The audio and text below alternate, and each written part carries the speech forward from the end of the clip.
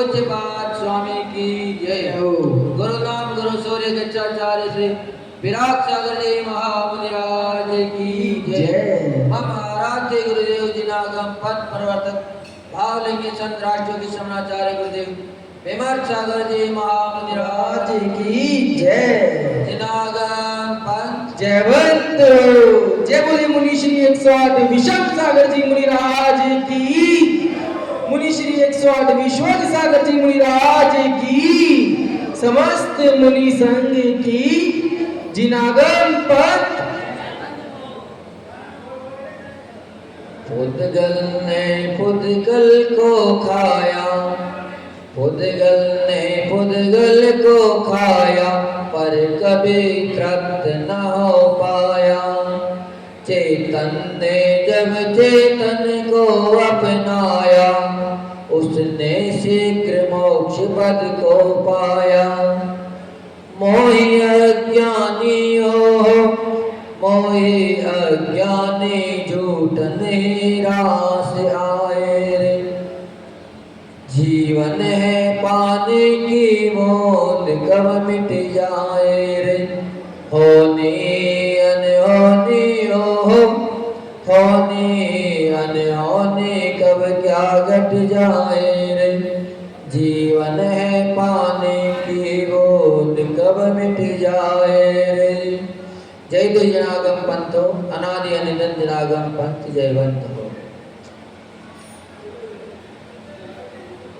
अपन सभी का महान पुण्य का उदय है कि अपन प्रभु की देशना सुन रहे हैं।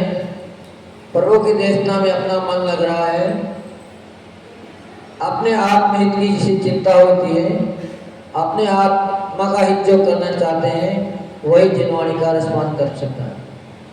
हर व्यक्ति जिनवाणी का रसपान नहीं कर सकता। सुनाने वाला हो तब भी नहीं सुन सकता। यहाँ वहाँ की बात तो सुनने के लिए तैयार है, लेकिन जिनवाणी की बात सुनना अच्छा नहीं लगता, क्योंकि उसका अभी चिंतन जिनवाणी में नहीं, अपने हित में नहीं है। और जब तक हित का चिंतन नहीं होगा तब तक अपन किसी भी बात को अपना नहीं सकते। अच्छी बात हमेशा बुरी लगती है। अगर अच्छी बात कोई कह दे तो बुरी जल्दी लग जाती है, और बुरी बात सबको रास आती है। सब बुरी बात को अपनाने के लिए तैयार होते हैं। तो आचार्य भगवान ने अपने को कल बताया था, क्या बताया था कल, हमें भूल गए, कि हमारी आत्मा का न कभी मरण होता है और न कभी जन्म होता है। क्योंकि आत्मा तो अजर है, अविनाशी है, नित्य है, शाश्वत है। जीवन द्रव्य का कभी भी नाश नहीं होता है। जब भी बदलती है तो मात्र पर्याय ही बदलती है। पर अपन ऐसे मूढ़ अज्ञानी जीव हैं कि पर्याय को ही अपनी मान रहे हैं, पर द्रव्य पे कभी भी ध्यान नहीं दे रहे। आचार्य भगवान पूज्यपाद स्वामी बड़े करुणा भाव से अपने को प्रतिदिन अपने आत्मा के उत्थान के सूत्र बताते जा रहे हैं, क्योंकि उनका चिंतन महान है। महान पुरुष ही ऐसे चिंतन कर पाते हैं। हर कोई ऐसा चिंतन करने के लिए समक्ष नहीं है। आचार्य भगवान आज अपने को बता रहे हैं, तो क्या बता रहे हैं आज? एक कई संसारी जीवों ने अनादि से पुद्गल को भोगा है। तो आज का सूत्र कह रहा है, भुक्तोन्जिता मोहोर मोहनमया सर्वे भी पुद्गला। भुक्तोन्जिता मोहोर मोहनमया सर्वे भी पुद्गला, उच्चिष्टेषु तेष्विद्य मम विगस्य का स्पृहा। सभी पुद्गल परमाणु मैंने मोह से बार बार बोलकर छोड़ दिए हैं, अतः अब मैं चुंबन को कैसे दोबारा बोलूं? जो व्यक्ति बुद्धिमान होगा वो कभी भी अपनी चुंबन को खाना पसंद नहीं करेगा। पर इस संसार में सभी जीव अज्ञानता के कारण छोड़ी हुई वस्तु को ही वापस ग्रहण करने की कोशिश करता है, उसको वापस अपनाने की कोशिश करता है। प्रत्येक संसारी जीव संसार में अनादिकाल से जन्म मरण कर रहा है। अपन ने अगर कोई सबसे ज़्यादा काम किया है तो मात्र जन्म लेने का और मरण करने का ही काम किया है। इसके अलावा जीव के पास कोई दूसरा काम है ही नहीं। इस जीव ने तीनों लोकों में जितने भी पुद्गल परमाणु थे वे अनेक बार भोजन पान आदि के रूप में भोगे और वापिस छोड़ दिए। पर जैसे ही दूसरा जन्म होता है तो जो भोग कर पहली वस्तु छोड़ दी थी उसी को भोगने की वापिस इच्छा हो जाती है। तो इसलिए आचार्य भगवान कहते हैं कि अगर कोई व्यक्ति गुरु महाराज के पास पहुंच भी जाता है, निर्ग्रहण साधु के पास पहुंच भी जाता है कि हमें तो दीक्षा लेनी है, हमारा कल्याण कर दो, हम दीक्षा लेने चाहते हैं, आपके संग में भर्ती होना चाहते हैं, पर फिर भी गुरु महाराज उसकी परीक्षा करते हैं। शिष्य को बिना परीक्षा के कभी भी प्रवेश नहीं दिलाते हैं। आजकल तो लोकल में भी ये नियम स्कूलों में बन गए हैं। कब पहले उनका इंटरव्यू लिया जाता है, इसके बाद प्रवेश मिलता है। पर पहले सभी जगह ऐसे ही नियम कानून थे। जब वो नियम कानून में पास हो जाते थे तब उनको प्रवेश मिलता था। तो पूज्य गुरुदेव के पास एक जगह का उदाहरण है, वो सुनाते रहते हैं कई बार प्रवचनों में, वही थोड़ा सा याद है, पूरा तो याद नहीं है, कि एक शिष्य एक व्यक्ति उनके पास आया और बोला कि गुरुदेव हमें संसार से ऊब आ गई है, संसार से अब हमारा मन उब गया है, अब संसार में हमारी रुचि नहीं है। हम चाहते हैं कि हम आपके ही समान दीक्षा लेके अपने आत्मा का कल्याण करें और आपके चरणों में रहें ताकि हमारा ये संसार छूट जाए। गुरु महाराज ने कहा बहुत अच्छी बात है भैया, तुमने विचार किया, बहुत अच्छी बात है। पर फिर भी गुरु महाराज ने ऊपर से बोल तो दी, लेकिन अंदर में चिंतन यही चल रहा है कि आया किस कारण से है। घर में लड़ झगड़ की तो नहीं आ गया, या घर परिवार वालों ने पत्नी ने कुछ कह दिया, डांट डपट दिया, इसलिए तो ये नहीं आ गए दीक्षा लेने, या भोजन की व्यवस्था नहीं बन रही, या कर्ज हो गया इसलिए तो ये नहीं आ गए। क्योंकि अगर किसी व्यक्ति के ऊपर कर्ज है तो उसको भी कभी दीक्षा नहीं देते हैं, या किसी की भी जिम्मेदारी की पूर्ति ना हो गई, उसको जिम्मेदारी को संभालने वाला दूसरा तैयार नहीं है, तब तक भी उनको दीक्षा नहीं देते हैं। सारी बात गुरुदेव पूछते हैं, संसार से इनको कितनी विरक्ति है, कितना इनका वैराग्य दृढ़ है। अगर वैराग्य दृढ़ है तो उसको दीक्षा दी जाती है, नहीं तो दीक्षा नहीं दी जाती है। तो व्यक्ति भी बड़े जोश से आया था कि गुरुदेव हमें तो दीक्षा लेनी है और आप हमें दीक्षा देते हैं। गुरु महाराज ने कहा कोई चाह तो नहीं है, किसी बात की इच्छा तो नहीं है, अगर हो तो पहले बता देना, हम एक बार आपकी उस इच्छा को भी पूर्ति करवा देंगे, लेकिन दीक्षा होने के बाद इससे कोई भी नहीं मिलेगा था। तो शिष्य ने बोल दिया कि गुरुदेव हमें तब कुछ भी नहीं चाहिए, संसार हमने देख लिया, बहुत देख लिया, संसार में कुछ भी नहीं है। पर संसार छूटना इतना आसान नहीं है, संसार बड़ी मुश्किल से छूट पाता है। गरीब परिवार को छोड़ना तो खेल है, गरीब परिवार को हर कोई छोड़ सकता है। अगर लड़ाई झगड़ा हो जाए तो सुबह निकल जाएंगे, शाम तक वापस घर में नहीं आएंगे, घर परिवार छोड़ दिया। कई लोग ऐसे एक दूर देश चले जाते हैं, वापस ही नहीं आते हैं, लेकिन फिर भी उनके दिलो दिमाग में सतत अपने परिवार की, अपने परिजनों की स्मृति बनी रहती है। और जब तक स्मृति बनी रहेगी तब तक आपका संसार छूट नहीं सकता। तो गुरु महाराज ने उनसे बोल तो दी कि ठीक है भैया, हम तुम्हें अपने संग में रख लेंगे, तुम्हें दीक्षा देंगे। पर फिर भी गुरु महाराज का चिंतन था कि इसकी परीक्षा ली जाए। जब थोड़े दिन हो गए, वो संग में रुक गया, तो एक दिन गुरु महाराज ने उनसे कहा कि भैया अब तुम्हारी दीक्षा होनी है, कल तुम्हें हम दीक्षा देंगे। क्योंकि आजकल की तरह पहले इतने प्रभाव के कारण नहीं बनते थे। पहले जैसे जाते थे और तुरंत ही दीक्षा दे देते थे। पर फिर भी गुरु महाराज हमेशा परीक्षा लेते थे, परीक्षा बिना कोई किसी को दीक्षा नहीं देते। तो उनसे कहा भैया कल तुम्हारी दीक्षा का दिन है और कल तुम्हें उपवास करना पड़ेगा। आज तुम अच्छे से भोजन कर लियो ताकि कल भूख ना लगे।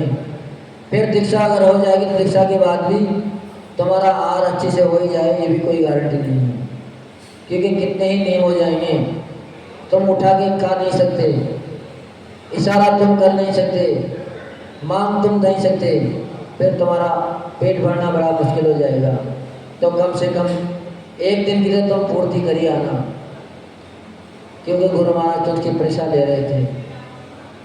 तो गुरु महाराज ने कहा कि भैया इन शराब के साथ तुम चले जाना, ये तुम्हारे अच्छी सी व्यवस्था कर देगा। पर गुरु महाराज ने वहाँ न भेजकर कहाँ भेज दिया, सब पब्लिक के सामने उनका पहले दिन की पारणा कराई गई, धारणा करा गई कि कल इनका उपास है, आज इनका अच्छे से भोजन होना चाहिए ताकि कल किसी बात की परेशानी नहीं हो, इनका परीक्षण भी हो जाए। तो जैसे ही वो भोजन करने लगा तो उसकी तो चिंतन में एक ही बात थी कि जब गुरु महाराज ने बोली थी तब अपन में क्यों कमी रखें। हाँ, अच्छे से खा लिया जाए क्योंकि कल तो मिलेगा नहीं, और परसों का कोई भरोसा है नहीं, परसों मिल ही जाए क्योंकि कल तो पास है और परसों अंजलि में हार करना पड़ेगा। शराब मुझे दिया ना दिया कोई मतलब नहीं। तो जैसे ही वार करना शुरू हुआ तो सबसे पहले उसने वही आइटम खाई जो शुरू से खाता आता था, रोटी। जब ग्रास उसकी अंजलि में दिए तो उन्होंने अंजलि बंद कर ली। कहा में तो कल की पूर्ति करने गुरु महाराज ने कहा था अच्छे से क्या ना, रोटी तो हम रोज खाते थे, आज तो शराब बने पहली धारणा करा रहे हैं, पहला प्रैक्टिस है, तो आज तो सबने अच्छे पकवान बनाए थे, क्यों ना पकवान खा लें। तो सर्वप्रथम में उन्होंने गुलाब जामुन विशेष खाए। गुरु महाराज सब सामने बैठ के देख रहे थे क्योंकि उस समय गुरु महाराज भी उपस्थित रहते हैं। अब जब तक भोजन चलता रहा तब तक तो गुरु महाराज ने कुछ भी नहीं कहा।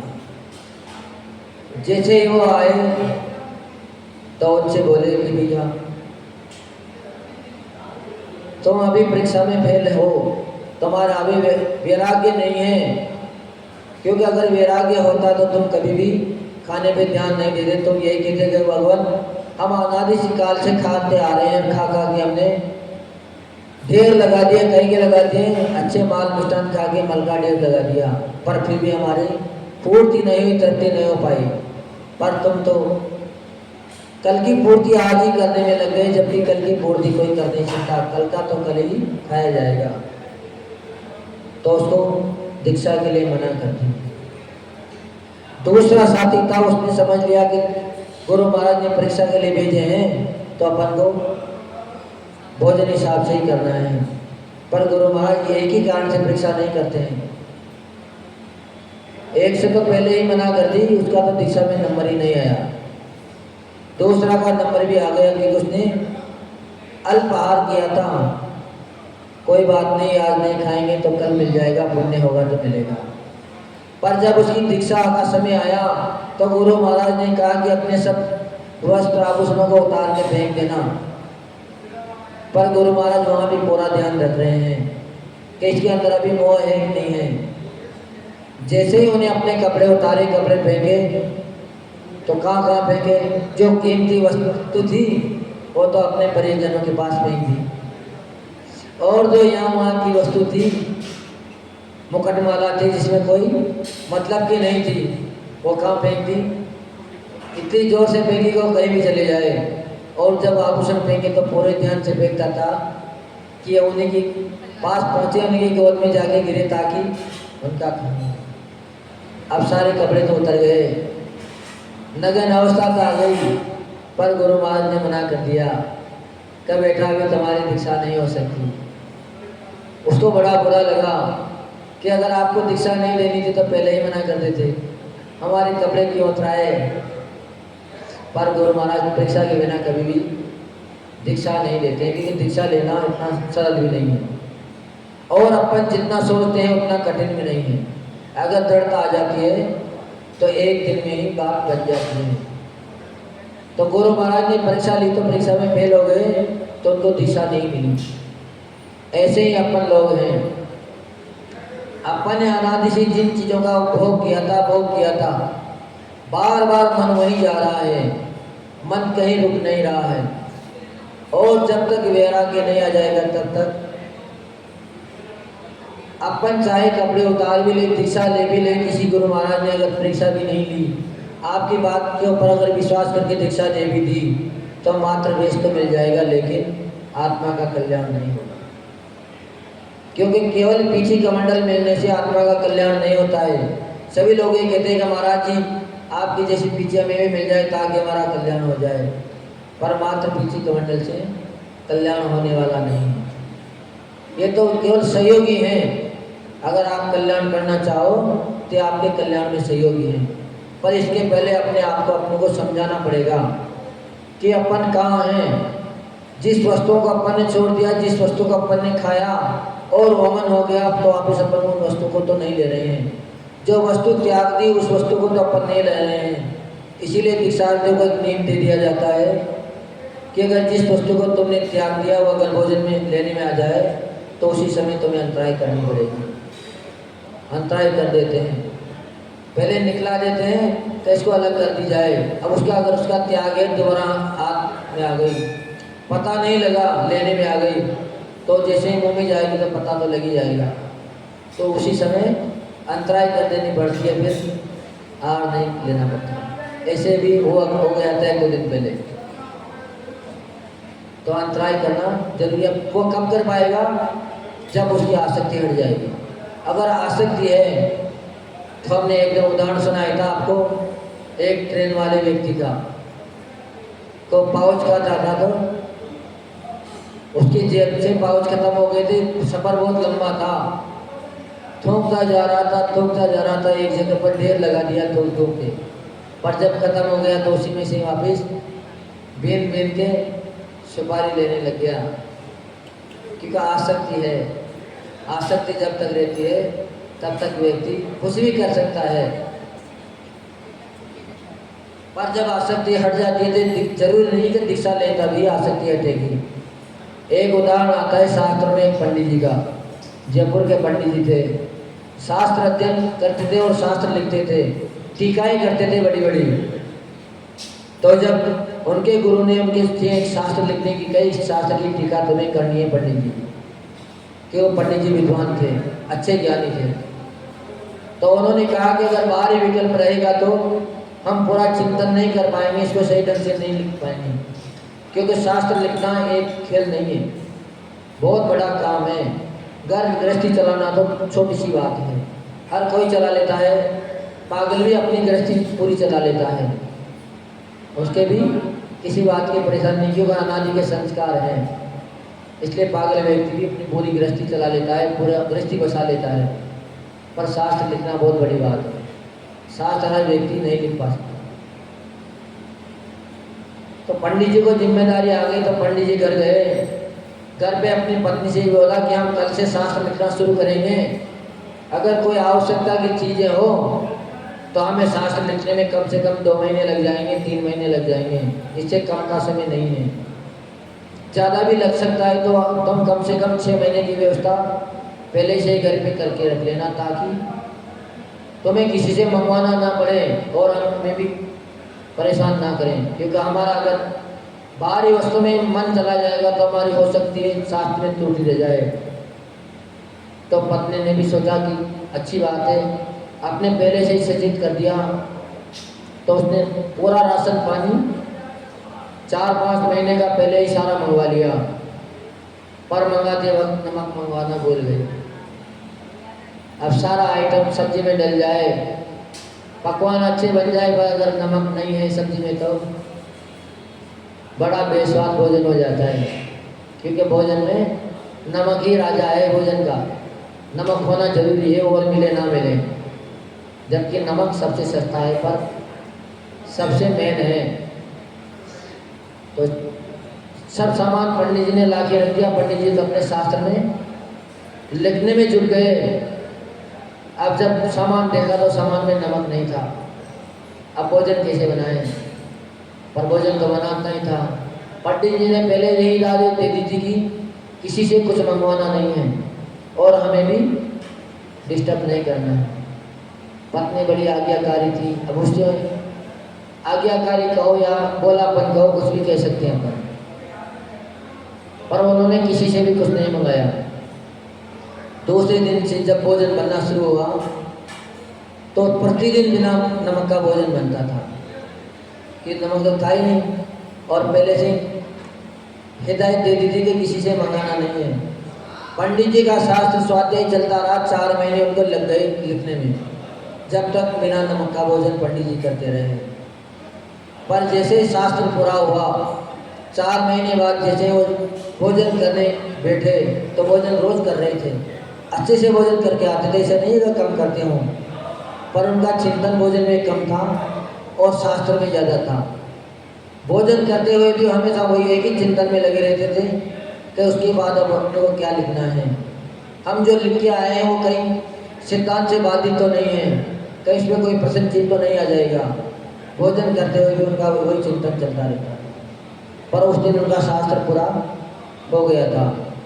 तो पत्नी से बोले कि आज आपने क्या नमक नहीं डाला, भोजन में नमक नहीं है।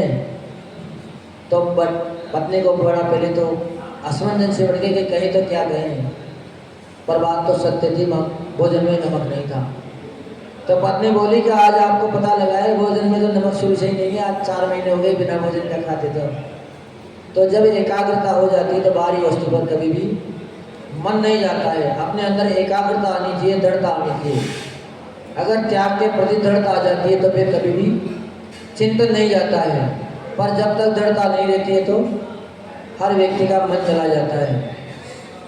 हम जब घर में थे तो आपके जैसे हमारे घर में नाश्ता नहीं बनता था। ये नहीं कि सुबह 8 बजे का नाश्ता अलग बनता हो और 10 बजे भोजन अलग मिलता हो, ऐसा सिस्टम नहीं था। क्योंकि ऐसे पहले तो देहाती गाँव था और फिर ये सिस्टम अब धीरे धीरे चल रहे हैं। अब सुबह सुबह खाने की आदत तो पड़ी थी, चाहे ठंडी रोटी भी क्यों ना हो, पर वही खा के बाहर जाना ही जाना। तो हम ऐसा ही कुछ ना कुछ खा के बाहर निकलते थे। तो हमारी आदत था, घर में और तो कुछ मिलता नहीं था, पर गाँव में गुड़ मूंगफली और विशेष तौर से रखी रहती थी, हर जगह मिलती थी। मेहमान आते थे तब भी 5 पकवान वहाँ नहीं रखते थे, मूंगफली और गुड़ी रखा जाती थी ज़्यादातर, यही पकवान थे। तो हम भी प्रतिदिन खाते थे, एक दिन में नहीं छूटते थे। यहाँ तक की दुकान पे भी एक डिब्बे में रख रखी थी, घर में अगर खत्म हो जाएगी तो कम से कम 2 दिन का काम तो दुकान पे चली जाए। अब जब गुरु महाराज के संग में आए तो गुरु महाराज के संग में गुड़ नहीं चलता था, क्योंकि कोई भी लोग गुड़ नहीं खाते थे। तो हम आए तो हमें कम से कम 3-4 महीने तक गुड़ खाना तो दूर की बात है, पर दर्शन भी नहीं हुए। अब याद रोज आएगा कल गुड़ मिल ही जाएंगे। तो जैसे ही हम वहाँ से टीकमगढ़ में आए थे, टीकमगढ़ से हम पहुँचे आरजी, बिल्कुल पास में ही है।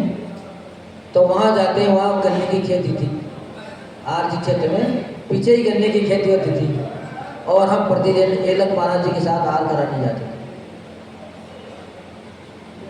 उन्हीं के साथ हम जाते थे प्रतिदिन, क्योंकि उनकी सारी दिनचर्या में मालूम हो गई थी कि किसके बाद कौन सी चीज़ लेते हैं, कब क्या लेते हैं। अब आरजी में गए तो पहली बार हमने वहाँ गुड़ देखा। गुड़ देखते ही मन में भाव आ गए कि आज तो अच्छे से गुड़ खाना है। पर दूसरे पल ये भी चिंतन आ गया कि नए नए ब्रह्मचारी हैं, अपने को कौन देंगे, क्योंकि ब्रह्मचारियों को कोई पूछता नहीं है। महाराज बनने के बाद तो आप 10 बार कहते हो कि महाराज थोड़ा और ले लीजिए, पर ब्रह्मचारी से उस समय, और फिर जो नए नए हैं उनसे तो कोई पूछता ही नहीं था। अब उस दिन हम जब एलक जी के साथ हार कराने गए तो उस दिन मंगलवार की मीठी की रसी थी। एलक जी को गुड़ लेना नहीं था, तो हमने फिर सोचा नहीं कि आज तो मज़ा आ गया, अपने को ही पूरा मिलेगा। पर चिंतन में वो भी चलता रहा कि छुल्लक जी चले जाएंगे तब अपन तो दूसरी जगह बैठेंगे, अपन को कौन लाएगा। तो फिर हमने क्या किया, उनकी दवाई की पुड़िया जाती थी, तो दवाई की पुड़िया दोनों चला दी और सारा गुड़ उनकी पुड़िया में बांध के अपनी जो 2-3 चीज़ उसके हाथ में रखी, क्या दे ना दे। क्योंकि जब तक आसक्ति नहीं मिटती है तो बड़ा मन होता है खाने का कि छोड़ नहीं सकते सहज में। अब हमने रख तो ली, उनको आहार भी पूरा करा दिया, हाथ धो के हम बाहर चले भी गए, पर फिर हमारे दिमाग में चिंतन आया कब बने तो यहाँ आके भी चोरी कर ली। हम चोरी करके लिया है, चोरी का की वस्तु खाना नहीं चाहिए। तो हमने वो फिर अगर कोई अपनी थाली में देख भी लेंगे तो वो सोचेंगे कि ये चीज़ कहाँ से आई ब्रह्मचारी के पास, हमने तो दी नहीं तो हमने जैसे ही चिंतन आया तो हमने उसको फेंक दिया, फिर पास में नहीं रखा, एक तरफ जाकर निकाल दिया। भोजन में भी फिर हमने नहीं खाई। जैसे ही भोजन करके गुरु महाराज के पास गए तो हमने गुरु महाराज की आलोचना की कि गुरुदेव हमसे आज ऐसी ऐसी गलती हो गई और हम 1 महीने के लिए गुड़ का त्याग करते हैं, आज से ही हमारा 1 महीने का गुड़ का त्याग है। तो गुरु महाराज ने पूछी कि भैया त्याग क्यों कर रहे हो, कुछ बात हो गई होगी? तो हमने फिर उनको सारी बात बताई कि गुरुदेव ऐसे ऐसी बात हो गई थी, हम प्रतिदिन गुड़ खाते थे और यहाँ हमने गुड़ देखा ही नहीं, 4 महीने हो गए, तो हमसे रहा नहीं गया हमने गुड़ का, लेकिन खाया नहीं था। तो गुरु महाराज ने कोई प्रायश्चित नहीं दिया, पर फिर भी हमने 1 महीने तक फिर गुड़ नहीं खाया। क्यों? कि हमें ये बात मालूम हो गई थी अगर जब तक आसक्ति रहेगी तब तक अपन आगे नहीं बढ़ पाएंगे। तो आचार्य लोगों ने इस गाथा में यही बता रहे हैं कि जो पुद्गल आपने भोग लिए हैं, क्योंकि एक भी स्थान ऐसा नहीं है जहाँ आपने जन्म नहीं लिया हो, एक ही भी वस्तु ऐसी नहीं है जो आपने खाई नहीं हो, एक भी जीव ऐसा नहीं है जिसने आपने संबंध ना बनाया हो। किसी से माता का संबंध बना तो किसी से पिता का, किसी से पत्नी का तो किसी से भाई का, लेकिन हर व्यक्ति ने, हर जीव ने किसी न किसी से संबंध जरूर बनाए हैं। पर अपन जैसे ही दूसरा जन्म होता है तो वापस उसी संबंधों में लग जाते हैं, उन्हीं वस्तुओं को खाने में लग जाते हैं। पर जब तक अपन इस वस्तु में लगे रहेंगे तब तक कभी भी बात नहीं बन पाएगी। अपने को धीरे धीरे आसक्ति छुड़ाना जरूरी है। इसलिए सबसे ज़्यादा अगर नीम है तो मात्र भोजन के ही नीम बनते हैं। आर्चर्या की सबसे ज़्यादा साधुओं के नीम है। आर्चर्या में 32 संताएं और 46 दोष पाल के साधु आहार लेते हैं। उसके बाद भी नीम लेके जाते हैं कि ऐसा संयोग मिलेगा तो आहार करेंगे, और संयोग नहीं मिला तो आहार नहीं करेंगे। पर दृढ़ता बड़ी मुश्किल से आती है। पहले से नीम लेके चला जाते हैं कि आज अगर 4 कलश किसी के पास होंगे या किसी के कोई भाले के नौशे में आहार देगा तो आहार लेंगे, हाँ? तो नहीं लेंगे। पहले ऐसे नीम लेते थे, इतनी कठिन प्रतिज्ञा कर लेते थे, बेल के सींग में बेली होगी गुड़ की तो आहार लेंगे, नहीं तो नहीं लेंगे। अब कौन लगाएगा बेल की सींग में आहार? कौन वाले के नोक पे रख के आहार देगा? पर उनको अपने पुण्य पे भरोसा था कि अगर अपना पुण्य होगा तो सब निमित्त मिल जाएंगे, और पुण्य नहीं होगा तो कोई भी अपने को देने नहीं आएगा। राम जी थे क्योंकि उनके बलराम थे, कामदेव था, उनका शरीर विशेष सुंदर था। तो जैसे ही वह आर्चर्या को बस्ती में आते तो लोग उनसे मोहित हो जाते, सब उनको एक टकी लगा के देखने लग जाते, भोजन करना सब छोड़ देते थे। तो भगवान राम ने क्या किया, ऐसा नियम ले लिया कि हमें अगर जंगल में आहार मिलेगा तो लेंगे, नहीं तो हमारा आचे आहार का जल पानी का 4 प्रकार का त्याग है। अब जंगल में कौन जाएंगे चौका लगाने? बस्ती में तो चौके लग नहीं रहे, हाँ? जंगल में कौन जाएंगे? पर इतना दृढ़ विश्वास होना चाहिए क्योंकि खाने वाले की हर दाने में मोहर लगी है, उसको मिलेगा ही मिलेगा अगर उसका पुण्य है तो। और पुण्य नहीं है और व्यवस्था बना भी दी तब भी वो वस्तु नहीं मिलेगी। ऐसा कई बार हो जाता है, एक बार नहीं कई बार हो जाता है। चौके में जाते हैं, एक व्यक्ति बोलता है कि महाराज को भी बहुत सारी अब ये आइटम चला दिया जाए, ये आइटम चलाओ, फिर भी दूसरा व्यक्ति कहेगा भी रखते हो, ये बाद में चलाएंगे। फिर दूसरा व्यक्ति आगे और बोल देगा कब बहुत टाइम हो गया तो ये वस्तु चलनी चाहिए, पर फिर भी उसको रखवा देते हैं क्योंकि महाराज का आज उस वस्तु को लेने का पुण्य नहीं है। तो आप कितनी भी कहो कैसे मिल जाएगी। ऐसा हमारे साथ भी हो गई कई बार। एक जगह चावल का नहीं लेके चले गए, हम कहा चावल पानी लेंगे और कुछ भी नहीं लेंगे, क्योंकि इसमें चावल पानी ज़्यादातर पेट भर पाती है और वस्तु से पेट नहीं भरता। हमने भी चावल पानी का नियम ले लिया। और जब को सबसे पता था सबको कि 4 महीना चतुर्मास के निकल गए थे, वहाँ सबको मालूम थी कि महाराज ऐसे ऐसे लेते हैं। और उस दिन हमारे घर में भी जो हमसे विशेष परिचित थे, दिन में कम से कम 2-4 घंटा हमारे पास आते थे, सुबह दिन में शाम को, उनके हार करने गए। अब नियम था हमारा था केवल मात्र चावल ही लेना है। सब सामान दिखाए पर हमें चावल किसी ने भी नहीं दिखाया। हम बहुत देर तक 2-4 अंजलि पानी लें फिर अंजलि करें, भाई कोई ना कोई दिखाएंगे, तो सब आइटम दिखाते रहे पर किसी ने भी चावल नहीं दिखाए। हम बार बार पानी लेके फिर अंजलि खोलें, फिर साथ में जो वो व्यक्ति जो हमारे पास जाता था वो बार बार बोल रहा था कि महाराज को चावल लाके दे दो, महाराज चावल ले लेते हैं। कई बार कम से कम उस व्यक्ति ने 10 बार बोली। कितनी बार? 10 बार। पर एक ने भी उसकी बात में ध्यान नहीं दिया। हम 2-3 मग्गा पानी पी के बैठ गए, पानी हमसे हमारा पेट भर गया। जब उठे तो सब ने पसंद कर दिया कि महाराज आपने कुछ नहीं लिया, ऐसी कौन सी गलती हो गई, ऐसी क्या बात हो गई। तो हमने बताया, मैंने कहा आज हमारा चावल पानी का नियम था, हमें आज मात्र चावल ही लेने थे। और मैंने कहा ये व्यक्ति आपको बार बार कह भी रहे थे भाई महाराज जी को चावल ला दो, पर हमारा पुण्य नहीं था। तो हर वस्तु पुण्य के बिना नहीं मिल पाई।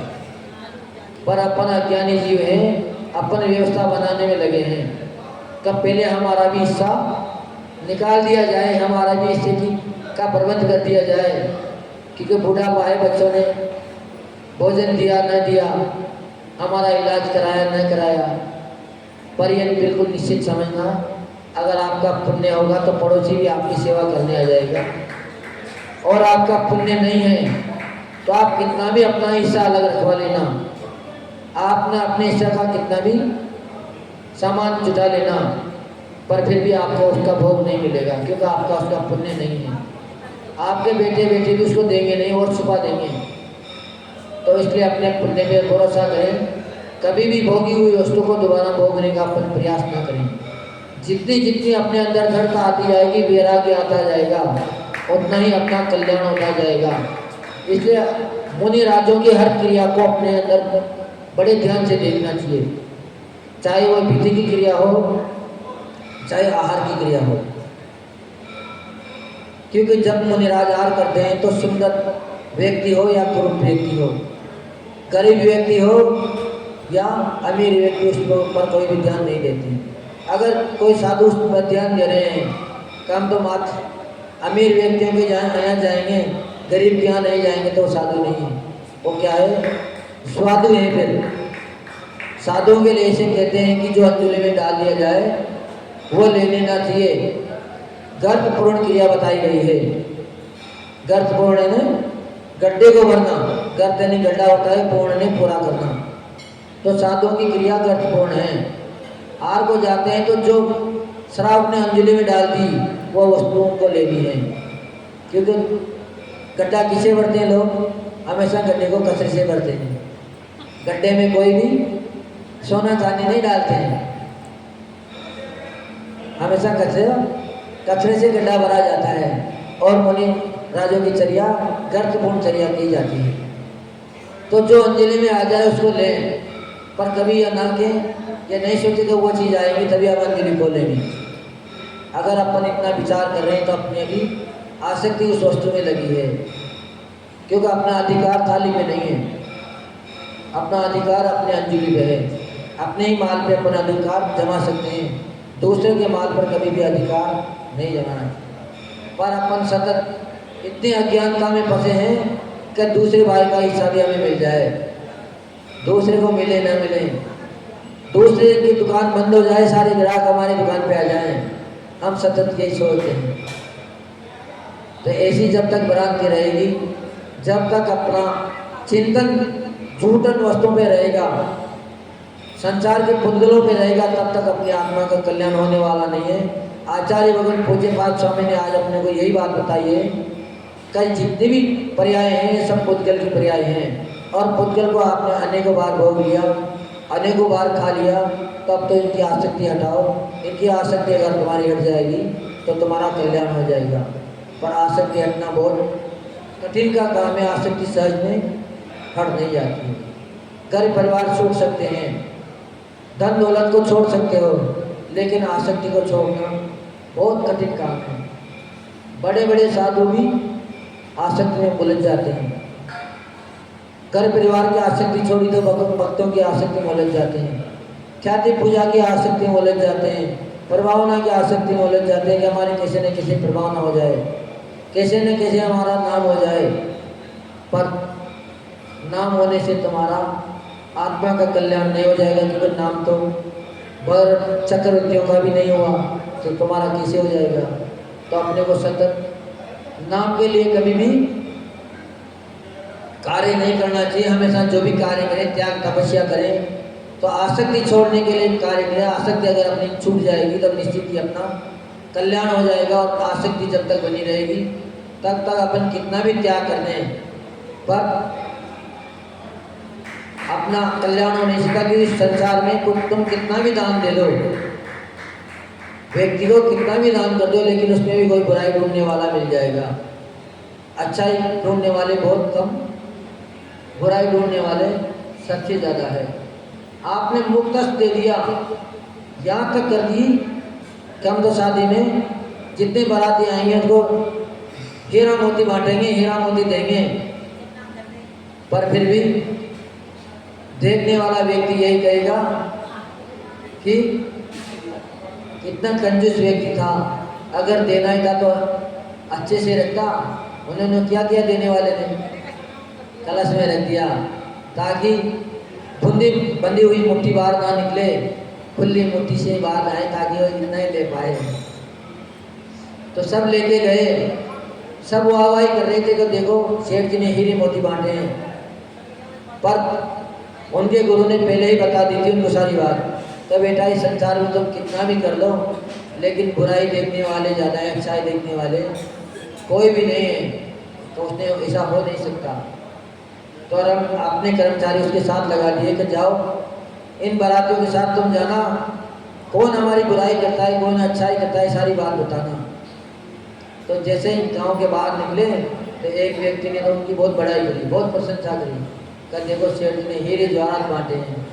पर साथ ही दूसरा व्यक्ति बोल रहा कि बांटे तो हैं, बात तो अच्छी है, पर देखो कितना कंजूस था, कलसा रखा तो ऐसा रखा कि मुट्ठी भर बाहर नहीं निकल जाए। एक दो पीस निकलवाए तो इस संसार में कोई भी अच्छा ही गाने वाला नहीं, हमेशा बुराई गाने वाले सब मिलेंगे। तो अपने हम धीरे धीरे आसक्ति को छोड़ें, फिर कभी भी अपना कल्याण नहीं होगा। परम पूज्य राष्ट्रकवि श्रवणाचार्य गुरुदेव हेमंत सागर जी महाराज की जय। परम पूज्य श्री शिव सागर जी महाराज की, शिव सागर जी महाराज की। आज सेवा को ही विराम देते हैं। जिनवाड़े से चलते भाई मौज आ जाए। ओम जय बोले जिनवाणी माता की। माता तू दया करके कर्मों से छुड़ा देना, इतनी सी विनय तुमसे चरणों में जगा देना। ओ माता तू दया करके कर्मों से छुड़ा देना। जीवन के चौराहे पर मैं सोच रहा हूँ, यह पूछ रहा खुद से, पद भूल गया हूँ मैं, तुम राह दिखा देना।